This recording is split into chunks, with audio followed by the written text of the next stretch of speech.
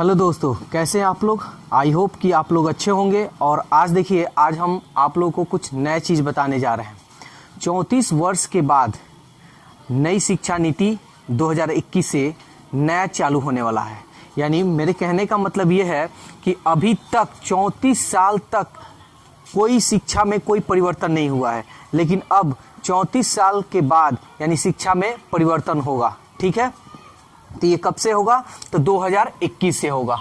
यहाँ देखिए सब लिखा हुआ है, ध्यान दीजिएगा। अभी तक जो भी हम लोग का क्लास चलता था, यानी जो भी बच्चों का क्लास चलता था, वो 10+2 लेवल पर चलता था। फॉर्मेट क्या था? 10+2 लेवल यानी इंटर। ठीक है ना। अब नया जो शिक्षा नीति लागू हुआ है वो क्या फॉर्मेट है? तो 5-3-3-4। इस 5+3+3+4 के फॉर्मेट में नया शिक्षा नीति लागू होने वाला है। और ये कब से लागू होगा? तो 2021 से लागू होगा। ठीक है, तब ध्यान दीजिएगा। जैसे पहले 5 वर्षों की पढ़ाई फाउंडेशन स्टेज मानी जाएगी, यानी पहला जो 5 वर्ष की जो पढ़ाई होगा उसको फाउंडेशन कोर्स माना जाएगा। ठीक है ना, यानी फाउंडेशन स्टेज माना जाएगा।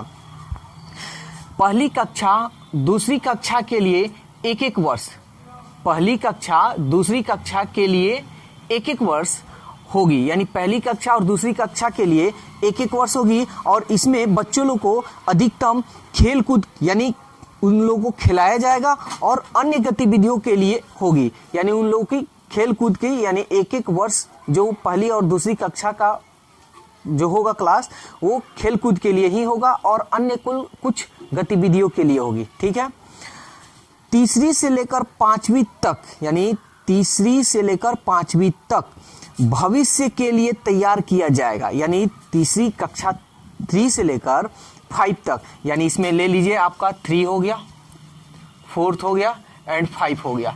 ये जो 3 क्लास होगा आपका, इस 3 क्लास को अब हम लोग बोलेंगे प्री प्राइमरी। ठीक है ना, प्री प्राइमरी। और ये कितने साल का होगा? 3 साल का। यानी सब में 1-1 साल, 1 साल 3 क्लास में, 1 साल 4 क्लास में, 1 साल 5 क्लास में। और इसका जो सब्जेक्ट होगा, इसका जो ये 3 से लेके 5 तक जो होगा, उनके भविष्य के लिए तैयार किया जाएगा। यानी भविष्य के लिए कि उसको उन्हें क्या करनी चाहिए, क्या नहीं करनी चाहिए। ठीक है, तो उनका जो सब्जेक्ट होगा, क्या सब्जेक्ट होगा? देखिए, मैथ्स यानी गणित, साइंस यानी विज्ञान, सोशल साइंस यानी सामाजिक विज्ञान, आर्ट्स यानी कला, और ह्यूमैनिटी यानी मानवता। मानवता का मतलब ये हुआ कि उन्हें कैसे समाज में रहना है, कैसे किसी के साथ बर्ताव करना है, ये उन लोगों को बतलाया जाएगा। ठीक है, सबसे मेन जो चीज है, बड़ी जो बदलाव हुआ है, यहाँ पे बदलाव हुआ है। देखिए, 5वीं तक की पढ़ाई मातृभाषा, स्थानीय और राष्ट्रभाषा में होगी। अब जो 5 क्लास का जो बच्चे हैं, यानी 5 तक, वो अपना स्थानीय भाषा, मातृभाषा और राष्ट्रभाषा में वो कर सकते हैं। ठीक है, यानी उनकी जो लोकल लैंग्वेज है, जैसे मराठी है, गुजराती है, ठीक है, ऐसे बहुत सारी जो लोकल लैंग्वेज है, उस लैंग्वेज में वो पढ़ाई कर सकते हैं। अब यहाँ इंग्लिश की अनिवार्यता नहीं रहेगी। यानी 5 क्लास में जो बच्चा चाहता है कि हम इंग्लिश नहीं पढ़े, यानी इंग्लिश का वो लैंग्वेज यूज ना करे, तो यूज नहीं कर सकता है। वो राष्ट्रभाषा जो भी है, जैसे गुजराती है तो गुजराती में अपना भाषा यूज कर सकता है। तो इसलिए इंग्लिश की अनिवार्यता यहाँ नहीं रखी गई है। लेकिन अब इंग्लिश को विषय के तौर पर पढ़ाई कराई जाएगी। अब जो इंग्लिश होगा वो आपका एक सब्जेक्ट के आपका सब्जेक्ट होगा इंग्लिश, और इस इंग्लिश को आप सब्जेक्ट के रूप में पढ़िएगा। पहले ये था कि अब 5 क्लास में आप जा रहे हैं तो आपको इंग्लिश, हर तरह से इंग्लिश आपको सीखना है, बोलना है, जो भी है। ठीक है, लेकिन अब ऐसा नहीं है। आप चाहें तो 5 क्लास तक आप लोकल लैंग्वेज का यूज कर अपना क्लास कर सकते हैं, केवल 5 तक ही। लेकिन ऐसा नहीं है कि इंग्लिश को हटाया गया है, इंग्लिश को हटाया नहीं गया है, इंग्लिश को अब सब्जेक्ट के रूप में रखा गया है। तो ये क्लास 5 तक का ही है ये। ठीक है ना, अभी आगे भी हम आप लोगों को बतलाएंगे 5 तक। और इसका जो सिलेबस यानी जो बुक होगा वो सब एनसीईआरटी होगा, एनसीईआरटी का होगा। सब जो पैटर्न होगा, जो पढ़ाई होगा, math, science, social science, arts और ह्यूमैनिटी, ये सब एनसीईआरटी बुक से ही होंगे। ठीक है, तो अब चलिए, अब आपको 5 तक तो हम क्लियर कर दिए कि 5 तक क्या होगा। अब 6 से हम लेते हैं। ठीक है, तो चलिए अब हम लोग 6 से देखते हैं क्या उसमें चेंजिंग हुआ है। तो अब देखिए 6 से 8 तक का क्या नियम बदला। यानी 6 to 8 इसको कहा जाएगा मिडिल स्टेज, ठीक है। और यहाँ जो आपकी पढ़ाई होगी आपके सब्जेक्ट के अनुसार यहाँ पे पढ़ाई कराई जाएगी, यानी 6, 7 और 8 3 इयर्स का ये हो गया। तो यहाँ पे जो पढ़ाई होगा आपके जो सब्जेक्ट होगा उस सब्जेक्ट के अनुसार पढ़ाई होगी।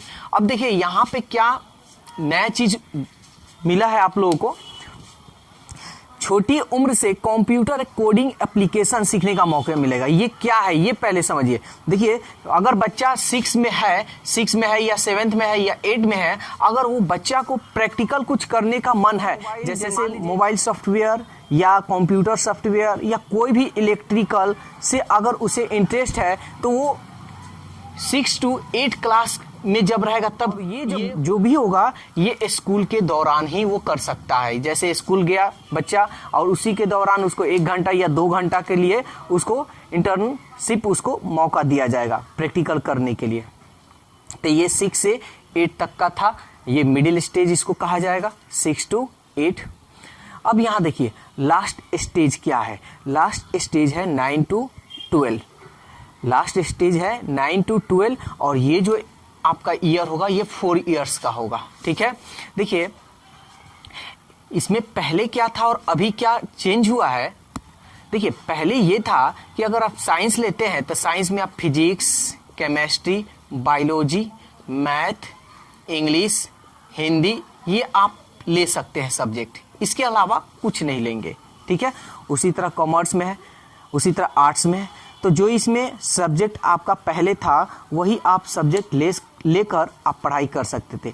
लेकिन 2021 से जो नियम चेंज हो रहा है न्यू स्ट्रीम में, तो न्यू स्ट्रीम में जो चेंज हो रहा है यहाँ पे क्या हो रहा है। देखिए अगर आप साइंस लेना चाहते हैं तो साइंस लेना चाहते हैं तो मन करता है कि आप फिजिक्स ना ले, आप हिस्ट्री लेना चाहते हैं तो आप हिस्ट्री ले सकते हैं, ठीक है ना। तो ऐसा नहीं है कि आप फिजिक्स है तो फिजिक्स से लें, आप साइंस में क्या कर सकते हैं हिस्ट्री भी ले सकते हैं। अगर कॉमर्स में है आप कॉमर्स लिए हुए सब्जेक्ट तो उसमें आप फिजिक्स भी ले सकते हैं, कोई भी सब्जेक्ट ले सकते हैं। आर्ट्स है तो आप उसमें बायोलॉजी भी ले सकते हैं या हिस्ट्री ले सकते हैं या सिविक्स, जो आपका रुचि है वो सब्जेक्ट आप ले सकते हैं। लेकिन हाँ ये याद रखिएगा, ये तभी लीजिएगा जब आपके एक लिस्ट, आपका जो सिलेबस जो लिस्ट होगा, साइंस लेते हैं तो आप ये सब्जेक्ट ले सकते हैं, तो उसके अनुसार, ये नहीं कि आपके लिस्ट में वो सब्जेक्ट नहीं है और वो सब्जेक्ट लें, तो ऐसा नहीं हो सकता है, ठीक है। आपके जो लिस्ट में होगा वही सब्जेक्ट आप ले सकते हैं। अब क्या होगा, जो बच्चे लोगों का पढ़ाई का जो बर्डन था वो बहुत कम हो जाएगा। अब सेमेस्टर वाइज एग्जाम होगा, यानी हर 6 मंथ में, हर 6 माह पे आप लोगों का एग्जाम होगा, यानी तिमाही। ये जो एग्जाम होता है ये क्वार्टरली एग्जाम समाप्त हो जाएगा, ठीक है ना। अब 6 मंथ पे सब एग्जाम होगा आपका सेमेस्टर वाइज, और यहाँ टोटल जो नंबर दिया जाएगा फर्स्ट सेमेस्टर और सेकंड सेमेस्टर के नंबरों को जोड़कर टोटल आपका मार्क्स दिया जाएगा, ठीक है ना। तो ये आपका लास्ट स्टेज था। अब इसमें देखिए, अब जो पढ़ाई होगा, जो रटने वाला जो सिस्टम है, ठीक है, रटने वाला जो सिस्टम है वो बंद हो जाएगा। कोशिश किया जाएगा कि रटने वाला सिस्टम बंद कर दिया जाए।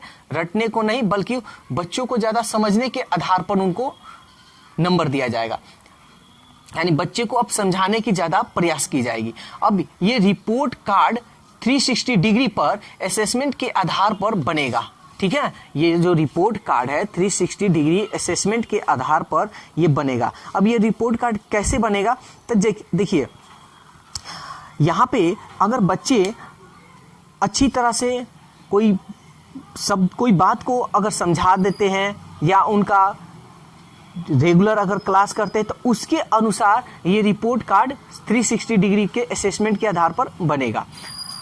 फिर यहाँ पे बोर्ड एग्जाम में अपनी भाषा में वो एग्ज़ाम दे सकते हैं। मानकर चलिए अगर उनको हिंदी में एग्ज़ाम देना है तो हिंदी में दे सकते हैं, इंग्लिश में देना है तो इंग्लिश में दे सकते हैं, यानी अपनी भाषा में वो एग्ज़ाम दे सकते हैं। फिर मार्क्स जो दिया जाएगा, जो रिपोर्ट कार्ड 360 डिग्री का असेसमेंट है, ये देखिए, ये जो अब मार्क्स जो मिलेगा यहाँ थोड़ा अलग मिलेगा। टीचर आपको मार्क्स देंगे, जो आपके क्लास टीचर है, आपके जो सहपाठी है, सहपाठी मतलब आपके जो फ्रेंड है वो आपका मार्क्स देंगे, और आप अपनी खुद अंक देंगे, ठीक है ना। तो ये मार्क्स जो है आप इस तरह आप लोगों को अब मार्क्स मिलेगा। और फाइनल जो रिजल्ट होगा, फाइनल रिजल्ट कैसे मिलेगा आपको, देखिए मानसिक क्षमता, आपकी जो सोच है कैसा है, आपका जो प्रदर्शन है वो कैसा है, और आपका करेक्टर कैसा है यानी आचरण कैसा है, इसके आधार पर अब आपको मार्क्स दिया जाएगा। तो ये था आपका 6 से लेकर 12 तक का पूरा ब्यौरा, जो नया जो शिक्षा नीति लागू हुआ है 2021 से, ये सब लागू होने वाला है। ठीक है, अभी ऐसा नहीं है कि अभी लागू हुआ है, ऐसा नहीं है। ठीक है, 2021 से। अब हम लोग देखते हैं, तो ये 6 से 12 तक हो गया। अब हम लोग ग्रेजुएशन के बारे में जानेंगे। तो चलिए अब ग्रेजुएशन के बारे में जानें। अब देखिए कॉलेज के लिए क्या चेंजिंग आया है। जैसे मान लीजिए आपका नंबर कम है, ठीक है, आपका नंबर कम है, तो आपका जब नंबर कम है, जैसे 12th में आपका नंबर कम है, आप किसी कॉलेज में एडमिशन लेना चाहते हैं, तो नंबर कम है तो आपका एडमिशन नहीं हो पाएगा या नहीं होता है। तो इस स्थिति में आप CAT एग्ज़ाम दे सकते हैं। CAT, इसका जो फुल फॉर्म है कॉमन एप्टीट्यूड टेस्ट है। इसमें क्या होगा, आप अगर टेस्ट दीजिएगा तो इसका यानी CAT कैट का जो नंबर होगा, ठीक है, इसका जो नंबर आएगा आपके 12th के रिजल्ट में जोड़ दिया जाएगा, और आप जिस कॉलेज में आप चाहते हैं कि मेरा इस कॉलेज में एडमिशन हो, उस कॉलेज में आप अपने मनपसंद से एडमिशन ले सकते हैं। तो ये नया बदलाव हुआ है, बहुत अच्छी ये चेंजिंग हुई है। ठीक है, बहुत ऐसे बच्चे हैं कि जिनका नंबर कम होता है, और नंबर कम होता है तो उन्हें अच्छे कॉलेज नहीं मिल पाते हैं, तो CAT का एग्ज़ाम दें, एग्ज़ाम देकर जो उसका नंबर आएगा वो नंबर 12th के रिजल्ट में जोड़ दिया जाएगा, और उसके अनुसार वो किसी भी कॉलेज में एडमिशन ले सकते हैं। तो ये बहुत बड़ी बदलाव हुआ है। ठीक है ना, बड़ा बदलाव यहाँ पे है। अब देखिए ग्रेजुएशन की जो पढ़ाई होगा, यानी जिसको आप लोग BA BSc, ठीक है ना, BCom जो आप बोलते हैं, इसकी जो पढ़ाई होगी, इसका 3 से 4 को 3 या 4 इयर्स का ये होगा। ठीक है ना, कोर्स जो ड्यूरेशन है इसको 3 या 4 साल में बांट दिया गया है।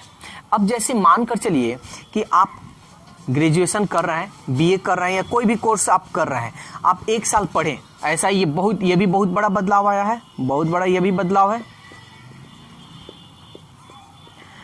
तो अगर आप मान लीजिए कि 1 साल आप पढ़ाई किए, और 1 साल पढ़ाई कर आप चाहते हैं कि नहीं हम पढ़ाई करना नहीं चाहते हैं, ठीक है, तो आपको उस वक्त क्या होता है, इसके पहले क्या था कि 1 साल आप पढ़ाई कीजिएगा तो आपको कोई सर्टिफिकेट नहीं मिलता था। ठीक है ना, आपको कोई सर्टिफिकेट नहीं मिलता था। लेकिन अब क्या होगा कि अगर 1 साल पढ़ाई कर लिए और आप छोड़ना चाहते हैं तो आपको सर्टिफिकेट दिया जाएगा, एक सर्टिफिकेट आपको दिया जाएगा। ठीक है, अगर आप 2 साल पढ़ाई कर लिए और पढ़ाई करना नहीं चाहते हैं तो आपको एक डिप्लोमा का सर्टिफिकेट दिया जाएगा।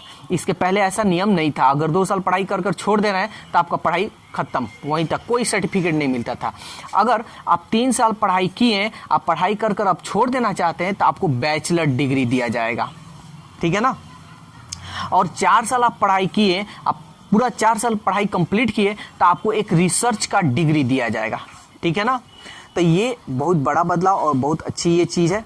अब यहाँ देखिए, कॉलेज के कोई भी स्टूडेंट कोई भी प्रोजेक्ट पर काम कर रहे हो तो उन्हें फ़ायदा होगा। यानी देखिए, कोई कॉलेज में कोई छात्र या कोई प्रोजेक्ट पर वो काम कर रहे हैं तो उन्हें फ़ायदा होगा। ठीक है, बहुत फ़ायदा होगा, क्योंकि ये रिसर्च का, यहाँ पे देखिए कोई भी प्रोजेक्ट पर काम कर रहे हैं तो उनको ये सर्टिफिकेट दिया जाएगा। ठीक है ना, लेकिन पूरा कंप्लीट 4 साल हो जाने पर। और एक और बात, 4 साल में आपको जो मन करे सब्जेक्ट ले सकते हैं। जैसे मान लीजिए इसमें साइंस फिजिक्स लिए हैं तो आप फिजिक्स ले सकते हैं, इसमें हिस्ट्री लेना चाहते हैं तो आप हिस्ट्री ले सकते हैं। यानी 4 वर्षों में जो विषय आप पढ़ना चाहते हैं, 4 वर्षों में जो विषय आप पढ़ना चाहते हैं वो विषय इस समय पढ़ सकते हैं। फर्स्ट ईयर में मान लीजिए साइंस है, यानी फिजिक्स केमिस्ट्री लिए हैं, अगर सेकेंड ईयर में आप हिस्ट्री लेना चाहते हैं या जियोग्राफी लेना चाहते हैं तो आप ले सकते हैं, कोई इसमें अब पाबंदी नहीं है। ठीक है, जब मन करे तो आप ले सकते हैं, जब मन करे तो नहीं ले सकते हैं। यानी जब मन करे तो आप इसमें पढ़ सकते हैं, जब मन करे तो निकल सकते हैं। तो इसी को जब मन करे आप पढ़ सकते हैं तो इसको मल्टी एंट्री कहा गया, और जब मन करे आप पढ़ाई छोड़ सकते हैं उसको मल्टी एग्जिट कहा गया है। ठीक है ना, एक नाम नया वर्ड दिया गया है। अब देखिए, अब ये जितनी व्यवस्था आप देख रहे हैं पूरा डिजिटल होगा, पूरा क्या होगा, डिजिटल होगा।